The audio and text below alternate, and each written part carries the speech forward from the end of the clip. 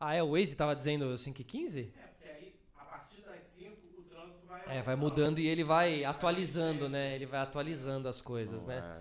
Mas você afinal não mora, você não mora em São Paulo, né, João? Não, meu bairro é mais longe. Qual que é, então? É Itanhaém. Itanhaém, né? O seu escritório é na praia. Eu tô sempre na área. Como é que é morar na praia? Cara, eu acho que morar na praia é você conseguir ainda viver com manhãs silenciosas, respirar um ar puro, fresco. Mas ao mesmo tempo a gente tem nos finais de semana, feriados, Um agito maior. um agito maior e aí nem sempre fica confortável. Aham. Dependendo do vizinho da casa que tá para alugar ao lado da sua que chega também, a gente tem às vezes problemas. Isso é uma questão no litoral, né? Porque realmente, às vezes as casas são ocupadas por pessoas muito diferentes durante o ano, porque tem essa cultura de se alugar a casa, porque é a casa do final de semana e tal, né? Então, acaba criando... Você falando isso nunca tinha me passado pela cabeça, é verdade. Eu sei quem é meu vizinho aqui, né? Ali o seu, às vezes, pode mudar bastante, né? Isso, eu tenho... A rua que eu moro é um bairro residencial. Provavelmente metade da rua são moradores e a outra metade são casas que estão para alugar, para veraneio, ou casa que está para alugar para turista, para outros tipos de visitante. A casa de veraneio é aquela casa que o dono frequenta há anos, o bairro, etc. Então é um tipo de comportamento porque ele se sente parte da vizinhança, porque todo mundo Perfeito, conhece. faz parte, né? Agora, o visitante e o turista que vem e talvez ele ache que nunca mais vai voltar, então a gente, por vezes, tem bastante conflitos. Não que a gente entre no conflito, mas a gente vive um conflito que chega até nós. Claro, não, e assim, isso mostra, isso também diz muito sobre a natureza do ser humano, a coisa de, eu não vou voltar aqui mesmo, então que se dane, né? Né? Porque assim, você tem duas opções quando você não vai mais voltar para o mesmo lugar. Se comportar bem ou se comportar mal, tá ligado? Você não vai voltar, nenhuma das duas vai interferir dentro de você. Na hora que você encostar a cabeça no travesseiro. Então isso acaba dizendo muito sobre um cara que às vezes é até super comportado na sociedade, mas chega numa casa ali de final de semana da praia que nunca mais vai voltar. E aí tem um aspecto que eu sempre estou percebendo que parece que as pessoas, quando estão na praia, elas querem viver intensamente. Tudo que ela não fez na semana inteira, o que ela não fez no ano, naqueles 5 dias de férias, do recesso, do trabalho, ela extrapola. E aí elas confundem, que elas pensam que todo mundo que tá na praia também tá de férias. Isso, claro. E a gente mora ali. Lógico. Então, talvez trocar essa informação com eles é fundamental para estabelecer ali uma boa relação naquele período que eles chegam. Mas, por vezes, eles são extremamente mal educados. Eles não reconhecem que você continua naqueles dias numa dinâmica de trabalho, inclusive. E eles estão passando férias e atrapalha até a sua dinâmica de trabalho pelo barulho que fazem. Por vezes continua acordando nos mesmos horários, etc. E eles não estão nem aí, pra falar bem a verdade. E assim, lá deve ser mais gritante porque assim, aqui em São Paulo, quando a gente recebe visitantes que não são da cidade e eles fazem aqui as barbaridades... São Paulo já tem uma dificuldade na preservação das coisas e tal. Agora, uma vez que você tá lá na praia, né, que tem toda uma ideologia de conservação, quem mora na praia tem essa conexão com praia, com natureza, com tudo que a gente vai falar aqui, inclusive daqui a pouco. E aí você tem que encontrar um babaca desses, assim, né? Falando português claro, assim mesmo, né? E quantos não tem por aí hoje em dia? Não, e o que a gente, tá toda hora observando é que eles trazem alguns dos problemas da grande cidade para o litoral. Então, você tem uma cidade, no caso da minha cidade, tem uma cidade plana, uma cidade que tudo é muito próximo. Para quem está nos bairros centrais da cidade, você poderia simplesmente se locomover na cidade de bicicleta ou até mesmo a pé. E aí você vê a quantidade de pessoas no carro né? Fazendo aquele trânsito. A lógica paulista dentro de uma... Meu pai tinha uma brincadeira que ele dizia que era o seguinte, que o paulistano, quando ele chega no supermercado no litoral, aí tem um caixa com fila e um sem fila. Ele escolhe o que tá com fila. É uma síndrome, né? Pra que ir rápido se eu posso ficar na fila, gente? Vou ficar na fila. Bom, recebendo aqui hoje João do EcoSurf. Eu tô aqui até com a camiseta, João, ó. A camiseta que eu tive a honra de ganhar na nossa competição, nosso tabuleiro gigante lá na praia, né? Daqui a pouco a gente vai falar mais sobre isso. Eu fiquei em segundo lugar. Perdi para uma competidora muito forte, de 7 anos de idade, eu acho que ela tinha, fiquei em segundo lugar, mas tudo bem, né? A gente vai lidando com vitórias e derrotas na vida. Eu tô aqui com a camiseta que é uma lycra, uma segunda pele, meu, demais, inclusive, que faço jiu-jitsu, a gente usa muita lycra também, e essa aqui veio muito, muito bem, usarei. João, a gente tá aqui para falar sobre a EcoSurf, a gente tá aqui para falar sobre tudo que envolve, sobre todo esse caldeirão aí em volta da EcoSurf, né? Mas a gente começou aqui falando um pouco da praia, da sua relação da praia, porque eu acho que já é uma introdução, assim, saca? Quem é o João, assim, Por quê? Por que a EcoSurf e o João estão juntos, assim? É uma pergunta difícil. Eu costumo dizer que a EcoSurf se mistura com a minha vida, porque quando a gente começou o trabalho, eu tava entre 17 e 18 anos. Hoje eu tenho 39, faço 40 esse ano. Começou em 2000 a ONG, né? Ela foi constituída formalmente em 2000, mas o embrião nasceu no verão entre 98 e 99. Mas já com a ideia de ser uma ONG, assim? Você já tinha essa cabeça... Um colega, a gente por pegar onda, sempre andou por muitas praias do litoral brasileiro, sobretudo sul e sudeste. E a gente tinha referência de alguns projetos já que aconteciam com essa bandeira de surf e meio ambiente. Existe um projeto internacional que há mais de 30 anos trabalha, né, com essa vertente de tentar relacionar o surf com o meio ambiente, que é a Surfrider Foundation. E a gente recebia a revista gringa de surf e sempre tinha ali alguma ação deles, e aquilo sempre nos mostrava um referencial de que também podemos nos juntar a eles. Como? E a partir, né, dessa interpretação da forma que eles tinham de olhar para as praias onde eles estavam localizados, e numa perspectiva do surfista, esse cara que está sempre buscando uma onda nova, uma paisagem diferente, e por vezes você voltava para aquela paisagem que um dia você encontrou linda, semi-intocada, a mudança do lugar já estava acontecendo e nunca para melhor, né? Então, às vezes, aquela praia deserta, de repente começava a ter condomínio, começava a ter uma área invadida, aquele rio que você nadava começava a ter esgoto, etc. E aí Itanhaém é uma cidade que não fugiu a essa regra, infelizmente. E a EcoSurf nasce como um movimento para trazer algumas propostas e algumas respostas de como a gente poderia olhar para essa paisagem e tentar interferir nela o menos possível. E aí entendendo o surfista como um sujeito social, que ele poderia se transformar e se tornar um sentinela da praia, daquele ambiente que ele passa boa parte da sua vida. Um agente ativo ali, né? Exatamente. Perfeito. Um ambiente onde ele produz cultura, todo o seu lifestyle está relacionado ao oceano, à cultura de praia. E por Itanhaém, uma cidade que está muito próxima de São Paulo, da capital, uma das maiores capitais do mundo, né? Fica quanto tempo para quem está ouvindo a gente aqui? Uma média hoje de 90 minutos, né? Fica no litoral centro, mais ao sul. E aí a gente começou a sentir os conflitos, né? Que os finais de semana, esse visitante trazia para a cidade.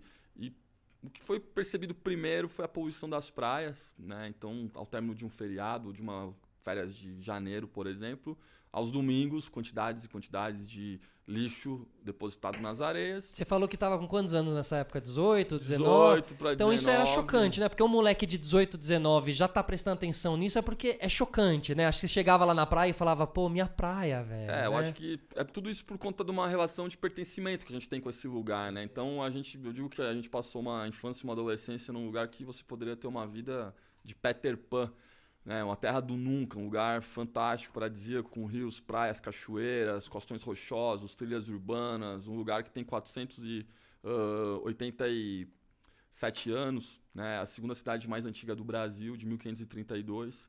Então tem um patrimônio histórico, cultural, arquitetônico muito rico. É mesmo, tem ali... No centro da cidade, é incrível, um lugar bucólico. Tá mantido? Tá bem mantido legal. ainda, né? O conjunto arquitetônico ainda está preservado uma boa parte. Então você viveu tudo isso aí. É uma cidade que teve muitos artistas, Benedito Calixto, poetas, né? E aí a gente viveu vendo isso e tendo isso ao nosso redor, né? Uma escola que eu estudei chama Benedito Calixto. Pô, então era uma legal. escola no centro da cidade, uma escola com uma arquitetura antiga. Pra quem conhece São Paulo, já veio a São Paulo, a Praça Benedito Calixto, que é uma praça muito conhecida, porque tem uma feira de antiguidades e tudo mais. Que legal, não sabia que Benedito Calixto era de Itanhaém, que legal. É um filho ilustre. Que e aí, legal. com tudo isso, a gente começou a ver essa alteração na cidade, né? E muito rápido, né? Então, você sai de uma cidade com 80 mil habitantes até os anos 80 e hoje passa de 100 mil, né? Em 30 anos ela deu uma explosão demográfica e com isso todos os conflitos, os problemas também chegam na cidade e a gente não podia ficar de braço cruzado. E aí um grupo de jovens na Praia dos Pescadores começou a fazer mutirões para recolher plástico, lixo da areia das praias. E aí um colega viu esse movimento, ele já estava uma época, já estava formado, né, na área de ciências biológicas. Ele falou, cara, precisam abrir uma ONG, né? E era um termo muito novo também, ONG, né? O que seria isso? Tipo, o que é ONG, né? Cara, é uma associação. A gente já tinha um conhecimento de associação de surf, associação de skate, mas o termo ONG, que é uma nomenclatura aqui genérica, e a gente não sabia nem o que seria, que documento, o que tem que fazer. Não, é um estatuto, eu tenho um modelo. Cara, a partir disso, ele falou, isso aqui faz essas alterações, a gente fomos num cartório, registramos e descobrimos que a gente estava dentro do terceiro setor, né? Isso foi fundamental, entender o que era o terceiro setor. E aí, nisso, esse grupo começou a querer buscar, conhecer mais e todo mundo estava ali ingressando numa universidade, um fazendo uma administração, um direito, um jornalismo. E eram seus amigos ali, seus amigos de onda. Amigo de infância, amigo de escola, que é um grupo muito consolidado, somos amigos até hoje, né? E aí esse grupo começou, a gente sempre viajou muito junto, sempre curtiu muita coisa junto. Vamos então a gente somar criar esse grupo e formalizar. E aí começamos o trabalho, entendendo o que era o terceiro setor. E aí tudo que na época eu lembro que a gente não tinha essa facilidade de comunicação, né? Então dependia muito de você ler coisas em jornais, algum acesso à internet. 2000 o mundo era outro. Exatamente. Pode parecer que não, mas é. E aí tudo que era relacionado a sustentabilidade, meio ambiente, educação ambiental, que chegava para nós, a gente começou a participar. E participar de encontros, de congresso. Das caras, porque tem muito isso, né? A mensagem, né? A mensagem de conscientização, ela é o... artesanal. Dia a dia. Todo dia um pouquinho. Todo dia faz um pouquinho. E aí eu tive a sorte de ingressar na faculdade de jornalismo. E eu tinha muitos amigos, né, que já estavam estagiando em veículos de Santos, Grupo A Tribuna, que é concessão da Globo, jornais de grande circulação na região. E eu sempre fazia foto, ainda a câmera digital era um sonho, né? Tava engatinhando, mas foto analógica, então a gente sempre fazia as ações, os mutirões de limpeza. Registrava e chegava com o albinho e mostrava, pô, olha o que a gente tá fazendo. Aí algum jornal laboratório, matéria-prima, queria escrever sobre o meio ambiente. O professor Mano falou, cara, você só vai aprender a escrever sobre isso, tem que começar a escrever sobre outras coisas também. E aí, mais assim, o meu foco nos veículos da faculdade era para poder divulgar. E aí os colegas vinham e falavam, pô, João, manda um e-mail para mim quando tiver uma ação que eu pauto na TV. E aí a gente começou a fazer essa assessoria de imprensa para a EcoSurf, né, fazendo os releases, mandando aí. Em 2000, 2001, 2003, 2004, 2005, cara, a gente começou a aparecer muito na TV. E aí essa coisa começa a ampliar, né, o alcance daquilo que a gente estava fazendo, inspirar outros grupos, outras pessoas e o nosso nome começar a ser reconhecido. E aí regionalmente, sempre que se falavam em uma ONG, lembravam da EcoSurf por algumas características. Primeiro que era um grupo de surfistas, então cabeludo, tatuado, né, não usava uma roupa muito formal para ir nas reuniões, né, que chegava meio descolado, despojado. E no outro aspecto, porque a gente tinha um ativismo muito forte, muito latente, né? De se colocar mesmo para ser parte da solução. Claro, você ser o surfista querendo proteger as ondas e o oceano, né? Como você falou, de ser um agente mesmo nesse sentido. Eu, pesquisando no site de vocês, assim, eu vi muita coisa legal, muita coisa escrita, muitos termos legais e tal. Mas falar sobre tem um momento ali que fala sobre o princípio de vocês. E é a transparência no ser, no sentir, no pensar, no falar e no fazer. Legal isso, hein, João? João? São princípios básicos para a convivência em qualquer sociedade, né? Então, acho que a gente tem que ser pautado por isso. A gente vai completar 2 décadas no ano que vem. Com todas as dificuldades que entidades do terceiro setor sofrem por não ter grandes patrocínios, por trabalhar, por vezes, com projetos e ações pontuais. Mas uma coisa que a gente protege muito é a nossa imagem, né? Porque a gente, para constituir essa imagem nesse artesanato da vida diariamente, foi uma longa caminhada. Então a gente tem esse cuidado de sempre se manter idôneo, né, e procurar fazer um trabalho sério, tanto que a gente hoje consegue ter, de certa forma, um reconhecimento, um prestígio no nível de parceria que a gente alcança, pela nossa intenção e pela forma de sempre estar se policiando e manter esses princípios vivos e na nossa prática diária. E aí ali também, entre as coisas, o proteger as ondas, né? Porque a gente fala muito de proteger as praias, o oceano, os rios, Mas as ondas, né? Acho que aí, claro, aí é onde conecta perfeitamente com o ecosurf mesmo, né? São surfistas mesmo. É, Né? a onda é porque a onda é o nosso grande ativo, né? A onda, o que seria o surfista sem uma onda, né? Então a gente entende que, exatamente, você proteger a onda, você perpetua o surf. Não, e ver a onda, ou seja, enxergar a onda, porque muitas vezes a onda ela é invisível ao grande público, assim, sabe? Só que a onda é energia eterna, né? Você pode girar ali uma... Ela é energia eterna, e ela é quem às vezes avisa como tá a lua, ela que avisa, né? Enfim, assim, tem um poder enorme.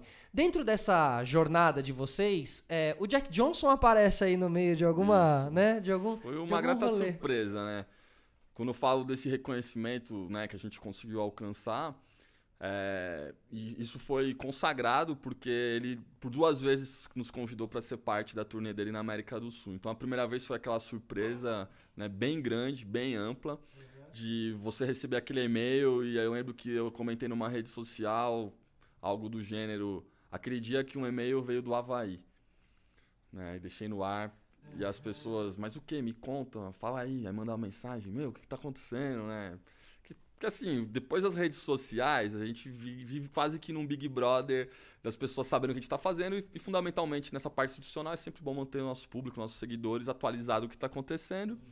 E aí o Jack Johnson foi um e-mail, ele vinha para uma turnê na América do Sul, e o Jack Johnson defende algumas causas, ele tem a Ohana Johnson Foundation, que é uma Ohana organização Johnson Foundation, que é tocada pela mulher dele, pela companheira dele.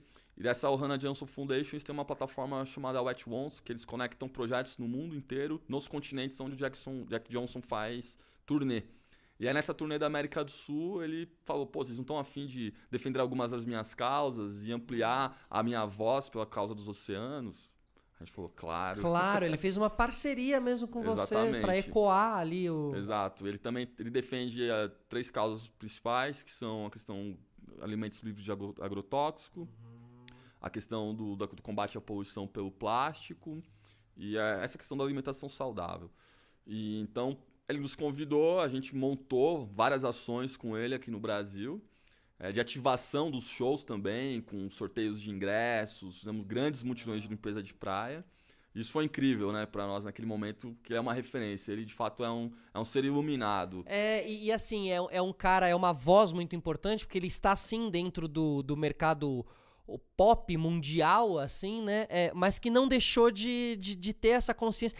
Ele é um cara muito legal. Quando você olha ele, você já vê que o cara tem ali, né? Ele é um rockstar, ele é um cara que toca de chinelo no palco. Isso, ele tem esse pé no chão, e acho que muito por causa disso também a carreira dele foi do jeito que foi, porque ele é um cara de verdade mesmo. Pega altas assim, ondas. Né? E aí em 2017 ele veio mais uma turnê e novamente ele nos convidou para continuar na parceria. Então ali consagrou, porque pela segunda vez ele falou, não, os caras são viáveis, eles fazem um trabalho sério. E aí nessa segunda vez foi muito engraçado, porque a gente estava com um time... tem um Green Village antes do show, então tem um espaço para você fazer ali uma interação com o público que vai ao show. Quando começa o show, eles acessam aquele espaço e aí você pode ir curtir o show. E aí nossos voluntários ali, parte dos membros da EcoSurf, e aí você ganha um free pass, que te dá acesso até ao palco, etc. E aí o pessoal tava com uma bandeira... E aí, bem perto do palco, começou a chacoalhar a bandeira, aí o tecladista dele tava numa música fazendo um piano com ele e pediu pra jogar a bandeira, aí o pessoal jogou a bandeira, aí o tecladista abriu a bandeira pro público e colocou em cima do piano e continuou o show. Nisso teve mais uma música, o Jack Johnson veio chamar o tecladista pra cantarem junto, e aí ele viu a bandeira em cima da mesa, ele pegou em cima do piano, ele pegou a bandeira, foi pro público e abriu a bandeira da EcoSurf em cima do palco. Então assim, foi de arrepiar. Que noite, né? Foi uma noite especial. Porque também isso aí tem um simbolismo muito grande de significado, de estar no caminho certo, né, cara? E de seguir batalhando, assim, né, nas coisas que a gente acredita, acho que são né? sinais, né? Eu acho que a gente vive percebendo esses sinais e como a gente vai se posicionando, as coisas vão dando certo, eu acho que isso é uma confirmação, né? E, João, a gente se conheceu ali em Paraty-Mirim, no meio da conexão Sherman. Era uma descida, um momento ali de troca de tripulação, onde alguns desciam, outros entravam. E a gente se conheceu no jogo que vocês têm, que é o Tabuleiro Gigante, que é o jogo da sustentabilidade e dos mares limpos também, né? Toda essa conscientização sobre os plásticos nos oceanos e essa praga que a gente está vivendo. Só pra explicar, então era um jogo, imagina aí um tabuleiro gigante, daquele ande duas casas, jogava um dado grandão pra cima, tal, pô, dinâmico pra caramba. Isso aí é uma das interações que vocês têm pra conscientização, às vezes no meio da praia, fazer um joguinho ali com a galera no meio da praia, né? Brincando e aprendendo. É uma ferramenta, né? Um dos expertises que a gente acumulou ao longo dessas décadas é trabalho com educação ambiental, não só na parte da sensibilização, mas entender a educação ambiental como um processo, né? Desde Como conscientizar, né? Exato. Desde a formulação de políticas públicas, a gente já participou de da construção de políticas públicas, como a Política Estadual de Educação Ambiental, aqui no estado de São Paulo. A gente já esteve no órgão gestor da Política Nacional de Educação Ambiental em Brasília, né, com assento discutindo a nível federal que tipo de educação ambiental que a gente quer para nossas crianças dentro das escolas, tanto formal quanto não formal. Então a gente vê a educação ambiental como uma política pública necessária, extremamente importante para a gente conseguir construir uma cidadania ambiental entre os públicos. E aí a gente precisa de ferramentas, né? E aí a parte lúdica é muito fundamental para você trazer as crianças para uma reflexão. E não pode ser qualquer abordagem. Então a gente entendeu que o jogo, nessa dinâmica, que ao mesmo tempo que há um jogo, existe uma competição, mas a parte da cooperação, né, essa parte lúdica, ela funciona muito bem com as crianças, porque no final todos ganham e todos levam uma mensagem. O jogo, basicamente, ele funciona como um programa parapedagógico, né? A gente consegue oferecer isso também para outros públicos, para as escolas usarem esse jogo que ele tem de tabuleiro impresso, mas o jogo na praia de tabuleiro gigante, onde as pessoas se transformam nos peões, nas peças do jogo e tem esse dado, ele é muito legal porque você consegue trabalhar alguns temas importantes dessa agenda Mares Limpos, Mar Sem Plástico, que falar sobre consumo consciente, falar sobre os impactos da poluição na biodiversidade marinha, dos impactos da poluição na terra, nas praias. A gente fala sobre produtos que contêm plástico na sua composição, aquele plástico de uso único. Ou seja, onde está o plástico, né? Não é só pare de usar o plástico, mas também assim, aonde ele está, exatamente. Né? E aí a gente consegue também trazer informações sobre o que é a importância dos oceanos, a importância da reciclagem, como o ativismo pode ajudar a gente a desafetar os ambientes pela poluição. As cores da reciclagem. Exatamente. Então sempre tem uma provocação ali e o jogo ele já tá as respostas. Então quem estiver ligado no jogo consegue ir bem, porque as respostas também por vezes aparecem que é um tabuleiro bem ilustrado, né, bem colorido e tem tá ali do lado, ali. Né? A resposta tá ali do lado. Ninguém vai sair perdendo ali, né, chorando, né? E você falou sobre impacto de biodiversidade. A gente tá comendo plástico, João? Olha, a gente tá respirando plástico, né? Então os estudos dizem que a gente já tem micropartículas, né, de plástico, de polímeros em suspensão no ar. Né? Então a gente já tem os estudos que determinam isso, que evidenciam, na verdade, isso. O que isso causa no nosso organismo, ninguém ainda consegue apontar e ter uma afirmação categórica, mas provavelmente coisa boa, né? Você ter um organismo com muito traço de plástico no seu organismo, eu acho que não é algo natural. Então, provavelmente, isso vai haver alguma reação química futuramente no acúmulo, né? Numa bioacumulação no organismo dos seres humanos que possa causar problemas de saúde. Em animais já há comprovações de mudanças hormonais por conta de estar afetando glândulas que fazem toda a distribuição de hormônios em alguns animais. Então, a questão reprodutiva de animais também está sendo prejudicada. Então, são interações que já são comprovadas que o plástico, né, o nanoplástico, já estão causando impactos. Ou seja, não é só aquele plástico do peixe que se abriu e aquele... vai muito além disso, né? Muito além. Outro dia eu li um estudo que existe já aves, né, passarinhos de rua, esse mais comum que você vê, com traço de plástico, né, no sangue. E aí, segundo a pesquisa, as larvas de inseto estão interagindo com esses plásticos, né, microplástico, nanoplástico, e aí o passarinho que está se alimentando dessa larva está trazendo isso para o seu organismo. Então, você vê que, infelizmente, a gente conseguiu colocar o plástico em tudo. Quando a gente fala da praga, eu acho que passa muito por aí, assim, né? Da praga, porque é aquela coisa que pega em tudo, em todos os lugares. Como você disse, a luta, uma das grandes lutas de vocês, realmente é o mares limpos, né? O plástico no oceano. E aí, como eu disse, a gente se encontrou ali para Paraty-Mirim porque estávamos no meio da jornada da Conexão Schirman. Eu acabei indo embora, mas você ficou, você entrava naquele dia lá, João. Como é que foi a Conexão Schirman, esse trajeto aí de Paraty até Ilhabela? Conta pra gente aí. E você, como cara da EcoSurf, como é que foi estar lá dentro com a família, que é uma referência, assim, naquele veleiro que é uma Disneylândia da sustentabilidade?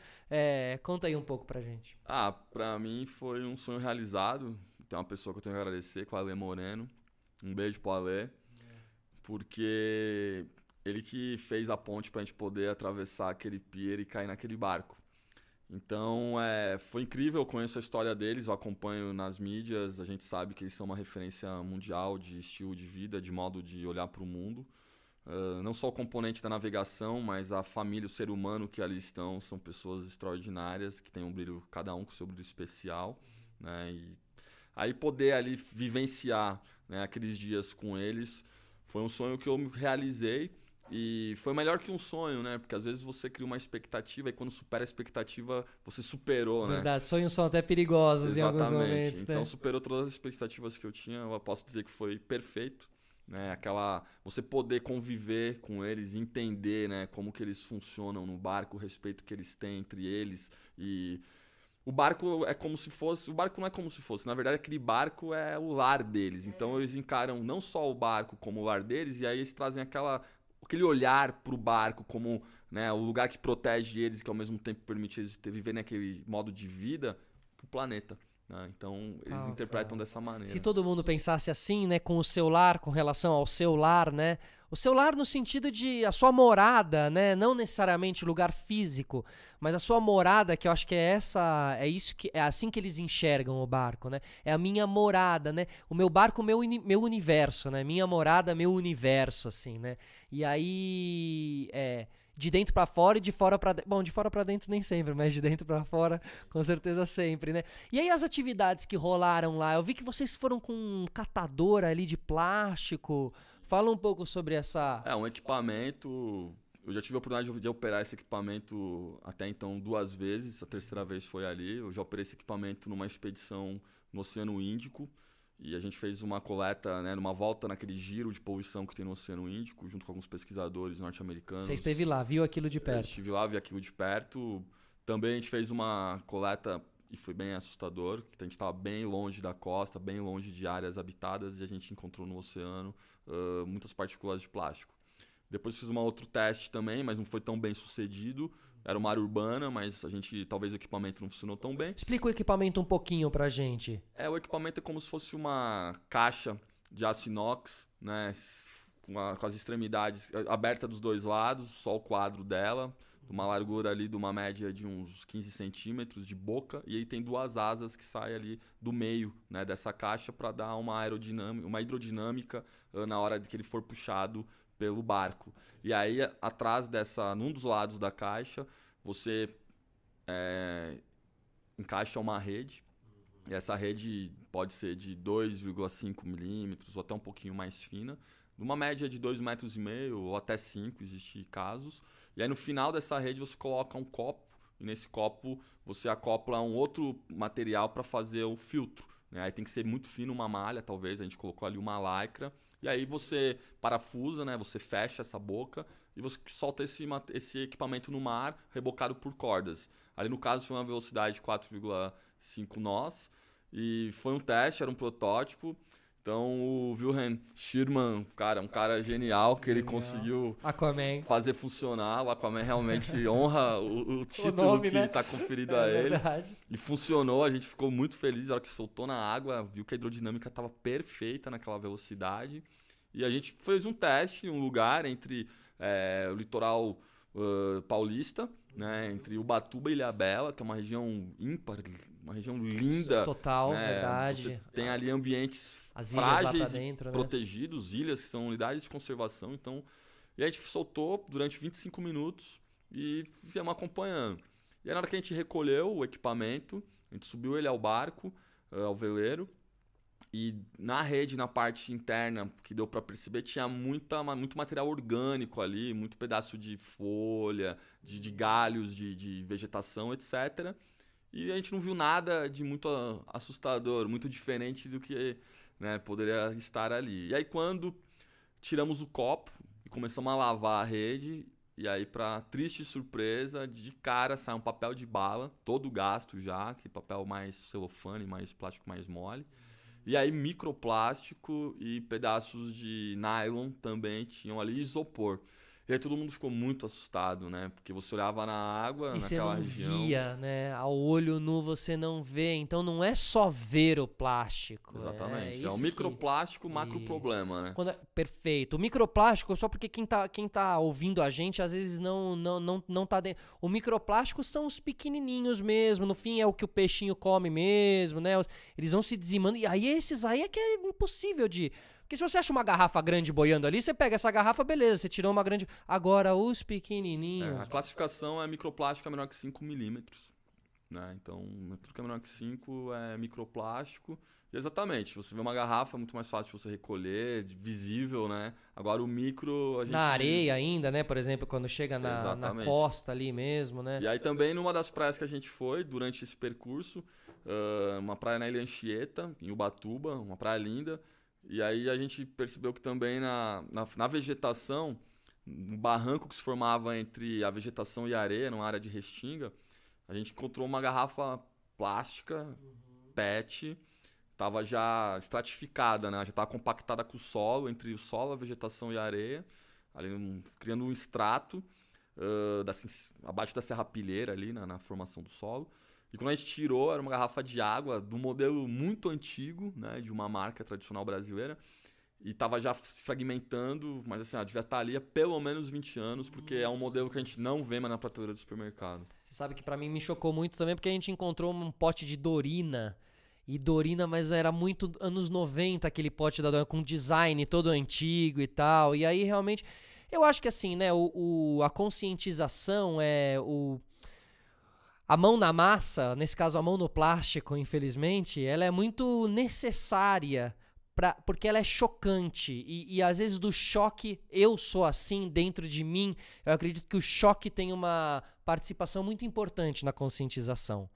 Eu acho que a conscientização, às vezes um bate-papo, eu sei que esse bate-papo nosso tem força, mas se o cara for lá na praia e ele vê o que a gente viu ali, o que a gente tá querendo dizer do microplástico, e aí, porque você vê aquilo, aqueles 5 metros, e você potencializa ou multiplica isso pelo tamanho do mundo, e cara, e aí você começa a ver o tanto de plástico que está no seu dia a dia, o plástico que está no dia a dia do seu vizinho, os lixos que você vê por aí, né? Os shoppings, os copinhos, a tampinha do copinho, é tudo plástico. E às vezes você compra uma embalagem, a escova de dente tá numa caixa que é plástico, você abre a caixa, tá num negócio que é plástico, e já veio num sacola plástica. É um exagero, né? O canudo de alumínio que vem dentro de uma embalagem plástica. A gente Perfeito. tá vendo muito isso agora, né? Então, cadê a conscientização aí, se você coloca um plástico dentro do... né? É o que você colocou bem. Eu acho que a experiência, a vivência e o exemplo, eles são fundamentais. Eu, particularmente, acredito, né, eu vejo 3 coisas importantes, que é a informação para o conhecimento e o conhecimento para mudar o comportamento. E essa informação de você ir lá em loco e visualizar o problema e sentir o problema, o que está afetando no ambiente, o que está afetando na biodiversidade, ela é transformadora. Porque não é alguém que te falou, você viu e sentiu com as suas próprios... né, com a sua própria visão, com o seu próprio silêncio, tato, às vezes, também, né? Com o seu próprio... Exato. Só de você ficar ali quieto, mas dentro você tá pegando fogo, Eu já tive a né? oportunidade de fazer ação com empresas que produzem plástico, com ação de engajamento social com voluntários de empresas, são voluntários corporativos. E aí a gente foi convidado para fazer uma ativação com eles. E eu, talvez fosse algum tempo atrás, eu não iria. Mas eu acho que a gente tem que contribuir porque são múltiplas abordagens e não existe uma bala de prata que vai resolver o problema de uma vez. Então, o que a gente puder ter de incidência para começar a construir, né? Toda pequena oportunidade, né? Exatamente. Abraçá-la, né? E aí a gente trouxe, era uma diretoria, a presidente da empresa veio para a ação, uma empresa global, a maior produtora de resina plástica do mundo. E no final da ação, e foi muito engraçado, que ele chegou com uma mão biônica, aquelas mãos que o pessoal usa para pegar. No Japão se usa muito aquilo. Mas não porque ele não queria sujar as mãos, é porque ele achou que ele ia encontrar, né? A gente já tinha brifado qual seria a praia. É uma praia aparentemente limpa.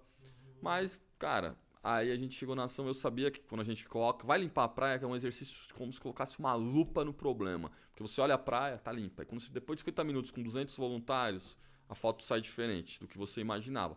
E aí no final dessa ação, ele com sua mão biônica, talvez ele imaginou que ele fosse encontrar um pedaço de plástico aqui, andar mais 200 metros outro pedaço. Infelizmente não é essa a realidade de muitas praias brasileiras. O material está muito distribuído e muito perto um do outro. Total, e aí cara. tinha uma Não lona. é um ou outro, não é um ou outro. Tinha uma lona com milhares de pedaços de plástico, centenas de quilos, e fizeram uma foto final e ele estava com uma cara assustada. E depois disso eu vi que essa empresa, junto com outras, fizeram um posicionamento global de investimentos na conta de 1,5 bilhões de euros para começar a investir em gerenciamento de resíduos em municípios, em projetos, etc.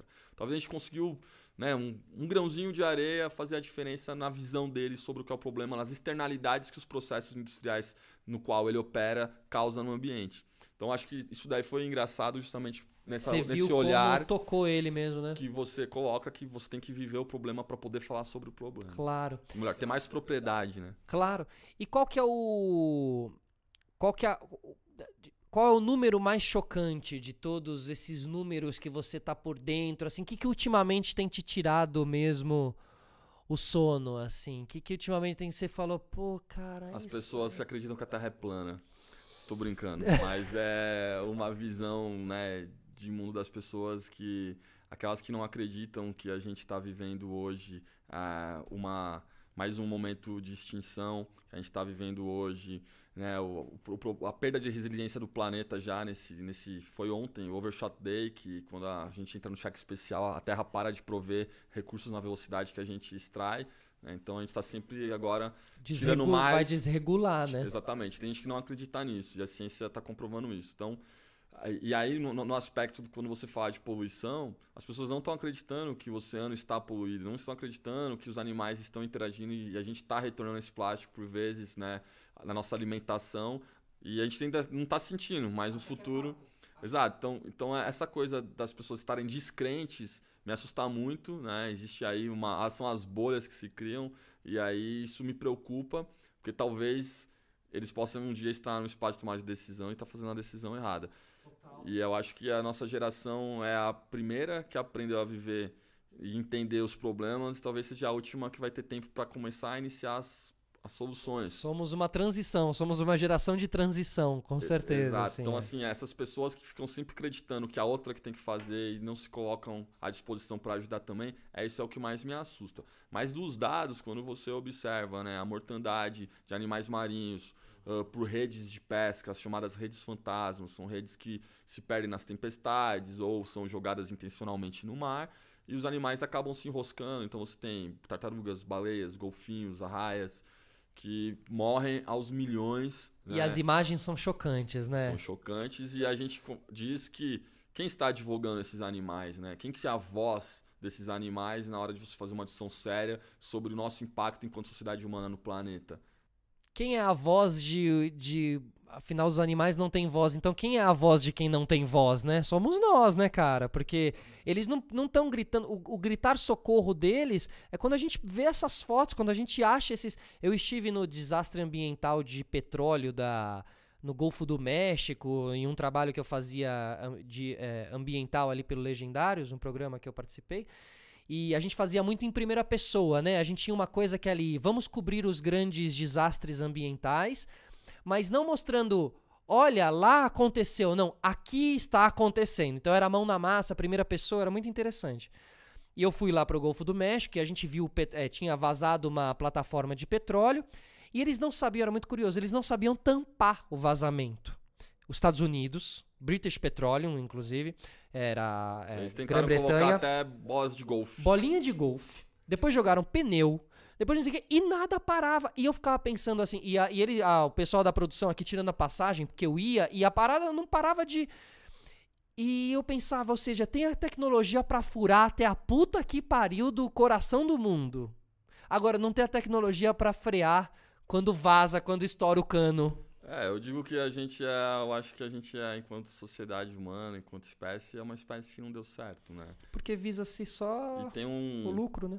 Tem um pensador, um economista, ele é incrível, Inaxi Sachs, ele diz que a gente tem um comportamento, né? O único organismo que se comporta parecido com o ser humano é o vírus, né? Porque a gente demorou 100 mil anos para chegar a 1 bilhão de pessoas e 100 anos a 7,5 bilhões. Então é um crescimento exponencial. E tudo isso por conta de uma sociedade de conforto, né? De alimento fácil. Então a gente sabe que quando tem muita oferta de alimento, né, organismos e espécies proliferam mais rápido. Só que a gente não conseguiu se conectar e olhar para a natureza ao exemplo dela, vivendo uma harmonia. A gente sempre está tirando mais do que a gente precisa. A gente né? acha que a gente é dono da natureza, né? E aí é um processo da sociedade, como ela está organizada de modo geral, né? Então existem sistemas, e aí dizem socialista, comunista, capitalista. Se o socialismo deu certo, eu não sei, eu não vivi o socialismo. Se o comunismo não deu certo, eu não sei, que eu não vi. Agora, eu sei que o capitalismo não deu certo. Da forma como ele está sendo colocado hoje, empregado, né, minorias acumulando, né, bens de maiorias, né, a gente exaurindo os recursos naturais do planeta para criar necessidades necessárias, produtos de uso efêmero, né, de obsolescência programada, obsolescência perceptiva. E assim, um monte de gente também entrando até na parte de saúde, um monte de gente cheia de doenças por causa dessa alimentação que é toda errada, né? Se fosse uma alimentação boa, vá lá, mas é uma alimentação toda errada, toda industrializada, uma alimentação toda capitalista também, né? A gente tá comprando só marca, a gente não tá comprando qualidade alimentar. É, né? a gente... Outro dia eu descobri que uma batatinha que eu achei que era uma batatinha frita não é uma batatinha, é uma massa que eles botam lá no coisa. A cerveja que a gente toma... Não é, né? transgênico. Então, por isso que algumas pessoas vão se dando conta com a coisa mais artesanal, como você diz, do seu trabalho, mas até da cerveja, inclusive, e tal, né? Você poder comprar ali do cara que tá ali, que é do seu bairro, que fabrica aquelas 50 cervejas no mês. Não dá grana aqui pra esse cara, tentar fazer girar de maneira mais sustentável, né? É uma economia de base comunitária, né? Perfeito. Isso em pequenas sociedades se mostra muito funcional. Isso. Tem um cara que ele é o Ferrez, ele lançou uma marca chamada Um da Sua aqui em São Paulo faz alguns anos. Eu tive a oportunidade de ver uma palestra dele, aquilo me chamou muito a atenção. Porque na comunidade tinha muitas costureiras que costuravam um blusão de uma grande marca esportiva a 5 centavos. E ela tinha que costurar, sabe, sei lá quantos ao mês para conseguir fazer uma renda. Né, por dezenas de centenas de reais às vezes. E aí ele começou a olhar aquilo e falou, vamos criar uma marca, uma identidade da comunidade, trouxe aquelas costureiras para fazer uma economia comunitária. Então todo o recurso, tanto a mão de obra quanto o produto e a economia que girava com a venda desse produto ficava na comunidade. Então aumenta esses giros. Então esses núcleos já estão, assim, isso já é sabido, né, em vários lugares acontece, só que ainda a gente replicar isso e criar escala é a grande dificuldade em sociedades organizadas em massa como a nossa. Isso, mas a gente conseguiria solucionar um pouquinho isso estando em São Paulo, por exemplo, mas vivendo em pequenas comunidades. Quase que se o seu bairro fosse sua comunidade mesmo. Não, eu vou no mercado, é no meu bairro, eu vou na balada, é no meu bairro, eu não sei o que, é no meu bairro. Isso não existe, mas ok, poderia vir a existir, né? Você acha que a gente tá falando dessa coisa do capitalismo? Só para o que eu ia falar também naquele momento é que naquela vez que vazou o petróleo, eu fui aonde eles estavam resgatando o bunker que resgatava os pelicanos com o óleo, o petróleo. Cara, petróleo e do petróleo vem o plástico, né? Petróleo é uma coisa gosmenta que você põe na mão que não sai, cara. E aqueles pelicanos não conseguiam nem respirar. E lavava, era 15 dias, eu acho, pra conseguir colocar um pelicano de volta ali no tadinhos, cara. Olha, pelo amor de Deus. Mas, falando um pouquinho sobre, a gente tava falando do capitalismo, a reciclagem, ela não tem um papel, ela não teria um papel importante nesse giro todo se ela desse dinheiro. Talvez, mas acho que é importante ter no radar, se a gente pensar em 7,5 bilhões de habitantes, que a gente extrai, produz, consome, descarta numa economia linear, impossível reciclar, mas numa economia circular. Não dá pra você reciclar esse plástico todo. Materiais, provavelmente não, né? O gasto de energia, a demanda de energia que isso gera, a pegada de carbono que isso vai, né, gerar é muito alta. O que a gente pensa? Acho que quando pensaram no esquema da reciclagem é a última etapa, né? Porque dos 3 R's, que é muito famoso. Isso. Então o primeiro é o reutilizar, recuse. Recuse é o principal. E dentro do recuse tem o outro que é o pré-ciclar. Se eu comprar, como que eu reciclo? É reciclável ou não é? Então o recuse é fundamental ter de vista. Depois é o reuse. Eu consigo reusar? Isso, eu consigo. Por último, a reciclagem. Por último, a reciclagem, quando você realmente precisa, você já o reusou infinitamente e agora não te dá mais uma utilidade, desgastou, aí você coloca na reciclagem. Dentro dessa perspectiva, talvez a gente conseguisse, né, criar uma equação que não gerasse maiores impactos. Isso, eu penso muito no desperdício, eu penso assim, quase o catador de latinha, assim, entendeu? Ali tem uma economia pro cara, então você vê muito menos latinha do que plástico a jogado no extração chão. da bauxita, que é o que gera o alumínio, ela é muito cara. Então é muito mais barato você trabalhar reciclando, é o que dizem, eu até acho muito triste falar isso, vou até repetir, mas não tem uma latinha caindo da mesa que não tem uma mão para pegar, né? O pessoal trabalhar em cooperativa fala muito isso. Já o plástico, ele é um rejeito do rejeito do rejeito do petróleo, ele é um subproduto do subproduto que gera um nafta que os caras conseguiram dar uma destinação para não ter que jogar fora, enfim, criar o plástico. Né? E é muito barato. Pra você ter uma ideia, é mais barato fazer um produto plástico com ele virgem do que reciclado. Porque no Brasil a gente tem um problema de bitributação, né? Quando você recicla o material, você transforma ele num plástico, num novo polímero, você paga 2 vezes. Então, por isso que eu tô falando da parte econômica, eu tô falando, me parece que o capitalismo matou a oportunidade da reciclagem de plástico, De certa entendeu? forma, sim, a gente tem plásticos de maior valor e plásticos de menor valor, né? Tem plásticos que não são recicláveis, então, mais, assim, se você pensar numa reciclagem de plástico, no universo de 100%, menos de 50% realmente, efetivamente é reciclado. Então, aquele plástico que você separa na sua casa e dá pro catador, quando ele vai para a cooperativa, para o lugar que vai prensar, 50% daquilo a menos, talvez, não vai ser reciclado. Vai voltar pro lixo. Chão, talvez incinerador, etc. Por causa dessa questão econômica. Mas o que a gente hoje discute muito é a abundância desse material e as aplicações deles que são desnecessárias do ponto de vista ambiental e até social, né? Então, colocar em todo lugar, em toda a embalagem, tudo. Exatamente. Né? Então você tem plásticos que não são recicláveis, que são às vezes blends químicos de vários tipos de resinas para fazer um determinado tipo de plástico, para ser uma embalagem de um salgadinho, por exemplo, que não vai ser reciclado.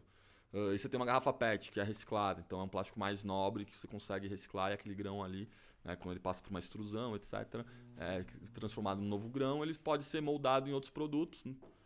Então existe isso já. O que a gente cobra muito é de um redesign, né, das embalagens de produtos e que também seja Aí é uma coisa muito mais radical, mas eu defendo essa posição porque eu acho que a gente não tem muito tempo para pensar sobre ações de que a gente consiga ainda a médio e longo prazo ir resolvendo. Não, acho que tem que ter algumas coisas que são imediatas. Então é diminuir a oferta da indústria do plástico para aplicações que não sejam nobres, né? Então eu acho que a indústria deveria falar assim, você quer transformar meu plástico, mas no que você vai transformar?